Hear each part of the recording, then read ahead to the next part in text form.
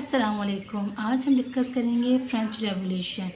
French revolution से पहले मैंने डिस्कस किया है अमेरिकन रेवोल्यूशन, और उसमें मैंने आपको बताया था कि रेवोल्यूशन क्या होता है और इसके कंट्रास्ट में हम कौन सा वर्ड यूज़ करते हैं, और उसका प्रोसीजर ही मैंने आपको बताया था।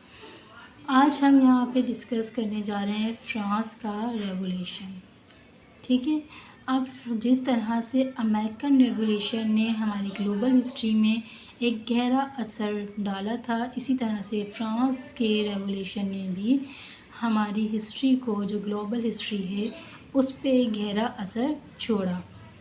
इसमें हम डिस्कस करेंगे, स्टेट से हम स्टार्ट करेंगे इसको, और जो हम इसको ख़त्म करेंगे बोनापार्ट, जो नेपोलियन बोनापार्ट थे, उन्होंने जो पावर ली थी 1799 में, हम वहाँ पे इसको ख़त्म करेंगे। फ्रेंच रेवोल्यूशन की जो डेट है वो है 1789 एंड 1799 तक इसकी डेट है। यहाँ पे कुछ इवेंट्स हम डिस्कस करते हैं। सबसे पहले हम यहाँ देखते हैं इसके बैकग्राउंड में क्या चीज़ें हैं। फर्स्ट ऑब्जर्वेशन, यानी लोग कहते थे जो फ्रांस है, फ्रांस के सिस्टम में मोनार्की थी उस वक्त, और वहाँ पर किंग लुइस 16 रूल किया करते थे। अब वहाँ पे जो किंग रूल करते थे, वो उनका कहना था, या फ्रांस के लोगों के बारे में कहा जाता था कि वहाँ पर इकोनॉमिक प्रॉस्पेरिटी पाई जाती थी, कल्चर्स, वैल्यूज़ थी वहाँ पे एक खुशहाली थी, ये कहा जाता है। इसके बरक्स हम देखते हैं फ्रांस में ऐसा कुछ भी नहीं था। वहाँ तो इनइक्वलिटी इतनी ज़्यादा थी कि किसी के लोग इतने गरीब थे, वो उनके पास खाने तक के पैसे नहीं थे। इन्फ्लेशन हमें बहुत ज़्यादा नज़र आती है फ्रांस में। नेक्स्ट हम इसमें ही देखते हैं कि वहाँ इकोनॉमिक इनइक्वलिटी भी थी, लेकिन हमें यहाँ पे बताया क्या जाता है कि फ्रांस तो बड़ा भी बहुत खुशहाल मुल्क है, ऐसा कुछ भी वहाँ पर नहीं था। फ्रांस के जो लोग थे ना, उनके पास भी वो वाले आइडियाज़ मौजूद थे जो हमारे पास इनलाइनमेंट पीरियड के आइडियाज़ हैं, उनके पास भी ये आइडियाज़ मौजूद थे। तो यहाँ पर भी उन्होंने उन आइडियाज़ को फॉलो करके रिवोल्ट किया था।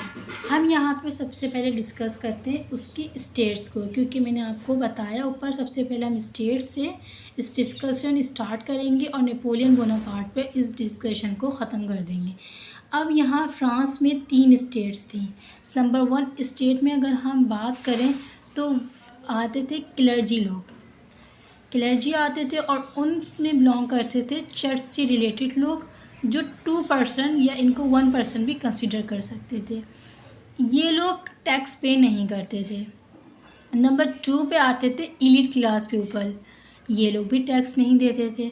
और जो नंबर 3 पे जो स्टेट होती थी वो थी मर्चेंट्स और ट्रेड की जो मिला कर बनी हुई थी, वो स्टेट थी हमारी थर्ड स्टेट, और इसमें आर्टिसंस भी थे, इंक्लूडिंग थे, और इसके अलावा लोअर जो क्लास होती वो क्लास भी इसी में इंक्लूड थी, यानी कि मतलब बहुत गरीब लोग ये लोग थे, और ये 98% थी आबादी टोटल।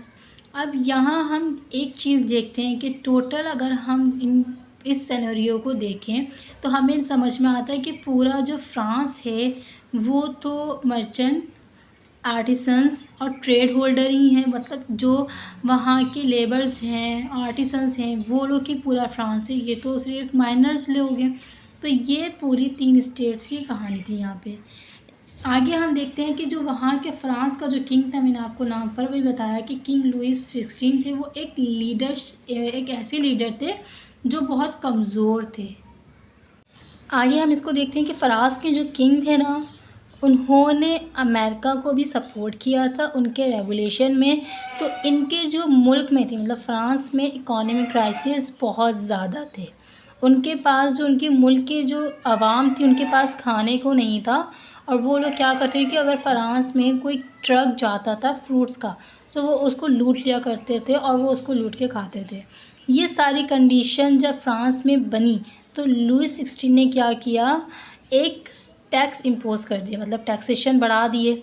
अब जब टैक्सेशन बढ़ा दिए, आवाम तो पहले गरीब है, अब वो किस तरह से उन टैक्सेशन को देगी, मतलब टैक्स देगी, मतलब जो एलीट क्लास है और जो चर्च से वाबस्ता लोग हैं वो तो टैक्स देते ही नहीं हैं।